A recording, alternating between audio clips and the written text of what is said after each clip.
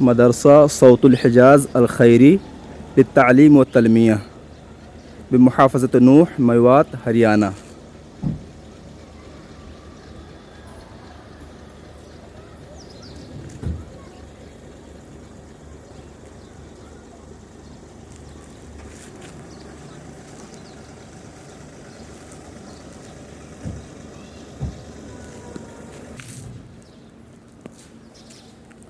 اور یہ اس کی عالیشان مسجد ہے ماشاءاللہ، اندر سے بہت ہی کشادہ ہے۔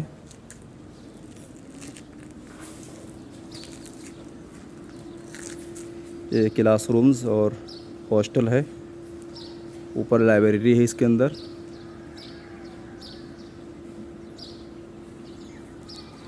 یہ مسجد کا اندرونی حصہ ہے۔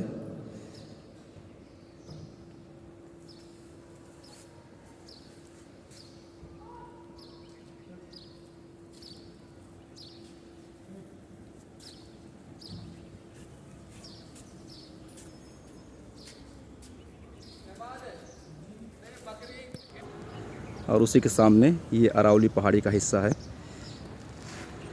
دامن کوہ میں آباد ہے ماشاءاللہ، بہت ہی خوبصورت، بہت ہی شاندار اور بہت ہی پرسکون جگہ پر واقع ہے یہ۔ اللہ تعالیٰ اس ادارے کو اور ترقی عطا فرمائے۔ یہ ہمارے دوست مولانا عبدالحکیم صاحب سنابلی کی زیر نگرانی چل رہا ہے۔